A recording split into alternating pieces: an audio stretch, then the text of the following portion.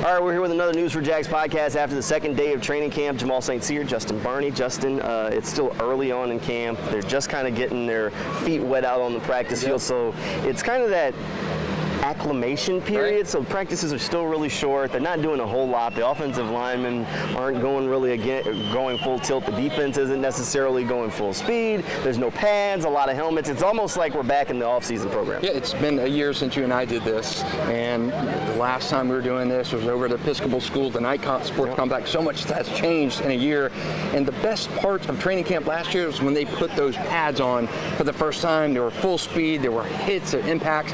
Today, and really the early portion of this camp has been a feeling out process. You mentioned acclimatization period, and you really feel like that's the case. A lot of drops, a lot of rust, off-season rust coming to the Jaguars. I think that was the theme of the day for me. Yeah, today was a little bit different from yesterday. So I was out here yesterday, and the offense was fine. Everything was flowing. There were a lot of catches, some highlight reel catches from Calvin Ridley. Today, almost like a different story. I mean, it was a tale of two practices, quite literally, because today the offense a little bit off kilter. Everything wasn't quite clicking. The quarterback's throws were a little off target for a lot of them, and then so we had a lot more passes that were hitting the ground. So Evan Ingram, I saw before the 7-on period, before the full live period between the offense and defense, he had a great one-handed catch in the field right behind me. Another good catch in the corner of the end zone, but again, that did not convey to the team period. There were drops or overthrows. Calvin Ridley looked good early on, had a couple drops in the team period, the 7-on period. So kicking that rust off, but these guys are running, they're getting to that fuller speed, getting to that quicker pace than we saw in minicamp and in OTA. So again, it's a getting there, it's a building process, but you don't want to see too many more practices like you saw today, because there's a lot of ground to make up, especially for those receivers and the quarterbacks. No quarterback really threw it particularly well. Drops from Kevin Austin, Calvin Ridley, Evan Ingram.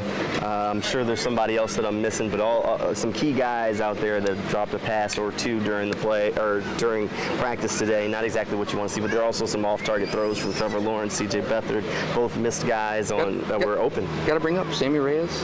How about that? How about that? Sammy Probably Reyes. The play of the day. Probably the play of the day. Sammy Reyes is definitely a physical specimen. Yes, I mean, he is. if you didn't see our story when we talked to Sammy Reyes during the off-season program, I mean, he is big, strong. He played on the Chilean national team, former basketball player, turned football player. He was with the Bears last year. He said the Bears even tried to switch him to a defensive guy, so dude's physical. He was out here, caught a short pass, and then welcomed Eric Hallett to the NFL, just flattened the dude, just left Hallett out on the field like, Coach, help me.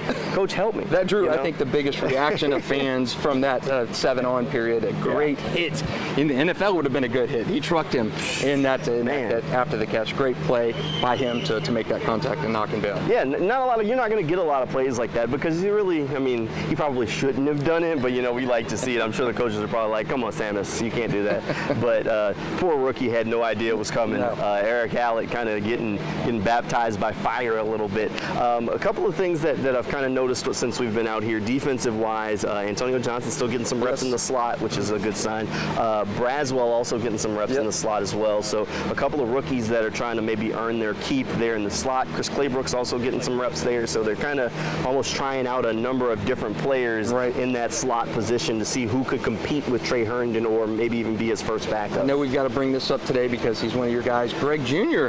with a nice pass breakup today. Probably would have been flagged in a regular season game, but again, it was a nice pass breakup for Greg Jr., picked from Wichita Baptist last year, and again, trying to make that 53-man roster. Interesting thing, though, is the 90 to the cut down days in the NFL. They're just going to give a lot more guys the ability to impress the coaches. They don't have to make final cuts until after that third preseason game, so you go from 90 all the way to 53 in one fell swoop. So you're going to have guys, the rookies, a huge rookie class, still trying to hold on and make that impact after that third preseason game, when years in the past they would not have had that chance. It makes a lot of NFL players on the free agent wire in one fell swoop. 1,184 on the waiver wire in basically one day. All right, one thing I want to touch on before we wrap up. So yesterday I posted a clip of Calvin Ridley. Zay Jones was before it. It's basically taken off for whatever reason. I mean, ESPN, everyone's social media accounts have ripped this video.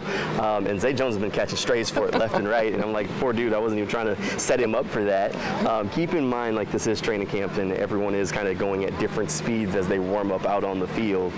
Zay had a big year for the Jaguars, caught a couple of game winners for them, so he played a big role for the Jags last year. They need him to play a big role for them again this year if they're going to reach the goals that they have offensive-wise. So it's not just one guy. They need all of the pieces to kind of come together. And that clip, I mean, it just shows the different speeds of guys. Calvin Ridley's been out of football for over a year, and he's ready to go. They've been having to hold him back in camp. He is full throttle. You got a veteran like Zay Jones who's scaling his way back into there. He's coming off of a full season and then some with the playoff game. So again, Calvin Ridley, he just looks so smooth running routes out there, and struggled with little drops today. But again, you saw in that clip that you posted yesterday just how refined and how smooth of a route runner he is. That's no inclination on Zay Jones. Zay Jones is a fantastic player. You saw how valuable he was last year, but Calvin's getting into the speed of things much quicker. Yeah, just different guys at different points in the process with different kinds of play styles. So both good, just different. Right. That's it. So that'll probably wrap us up for today. We'll have more coming your way tomorrow on another News4Jags podcast. You can also find more over on news4jags.com underneath that sports page, and we'll see you next time.